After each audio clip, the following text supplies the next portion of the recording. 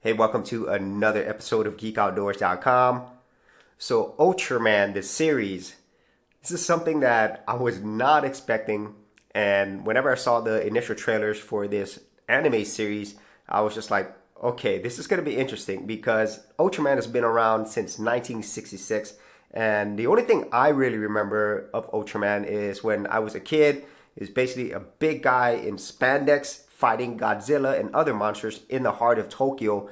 And I know there's been many other things done with Ultraman, from the live action, from anime, from manga, but that's really my recollection. And so whenever I saw this trailer, I was like kind of interested, but kind of like, I'm not a huge Ultraman fan. But now that I've actually watched the series, I am glad that I did. And so this is actually a 13 episode series, and it really deals with first the original Ultraman, Hayata, and his son, Shinjiro. And that's pretty much the main focus of this actual story, at least at the beginning. And so whenever this thing opens up, we kind of go back to Hayata and how Ultraman has left after the final battle. And now Hayata has lost pretty much all of his memories as being Ultraman. But that kind of comes back later.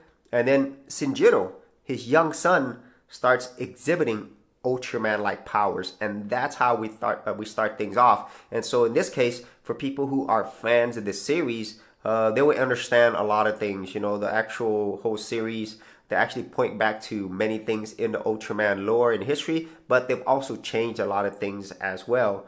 So as you're actually going through this series, it's kind of like a origin story, a reimagining of a origin story for this new Ultraman, Shinjiro.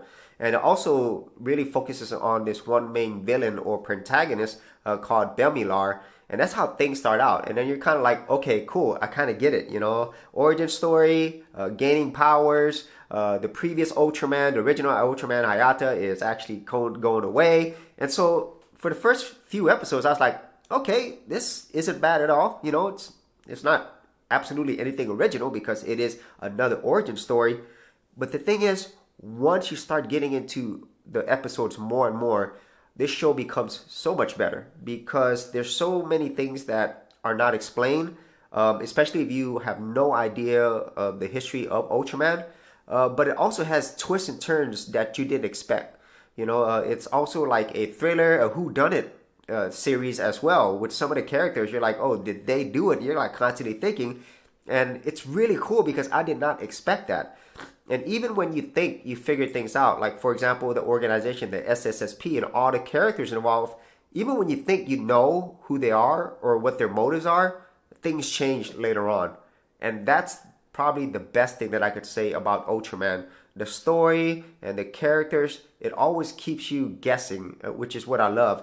And maybe you are able to figure some of these things out. But the great thing is, it doesn't follow the same types of formulas that I'm normally seeing in anime series. So I'm very thankful for that. And I'm really thankful also like how much care they put into these characters. So even though, like I said, I don't know too much about it, I do know some of the characters. I have even seen some of the older Japanese TV shows, the Ultraman. I've seen bits and pieces of the SSP, or I think they call them like the Space Patrol. That's short for that. And so all of those things are done really well. And in terms of the actual animation style, it's kind of, I don't know, it takes a little getting used to because pretty much the whole thing, as far as I can tell, it's all CG anime. And some people don't like that. Some people like the traditional.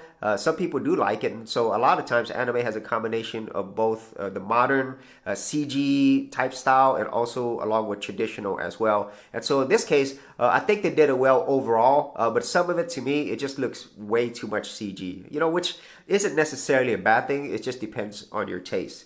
And other things that I did enjoy, action, Specium Ray, whenever they have the action scenes, they were fantastic. I really enjoyed them. They were done really well. I could tell what was going on. The character designs of the various monsters, villains were great. And then also going back to the characters, if you are a fan of the series, you'll know characters like Dan Moriboshi or CG or any of these other ones. It's really cool how they play fan service, but not so much so that people who are not familiar at all with the series can't enjoy it as well.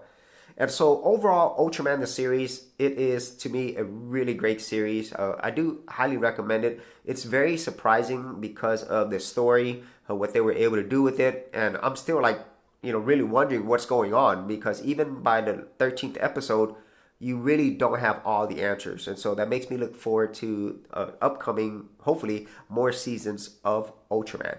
And so if you had any thoughts on this series, whether you've seen it or maybe you're a fan of the older series or even Ultraman video games or manga, be sure to leave that in the comments area below. And as always, if you did get value out of these videos, be sure to share, like, and subscribe. Hey geeks, if you are a creative geek like me and you wanted to learn how to create content on YouTube and other places on the internet, then check out my Gold Content Creators Group, where you'll get access to 30 videos plus additional content for all the creative geeks out there. And the best part of it is, all of this is free. Simply head over to the link below, check out my page, and sign up for my Gold Content Creators Group. Thanks for watching, and I'll see you on the other side. Thanks for checking out this episode. And as always, if you like these videos, be sure to click on the subscribe button. And for full written content, audio content, and additional geek stuff, head over to geekoutdoors.com, and I'll see you outdoors on the very next episode.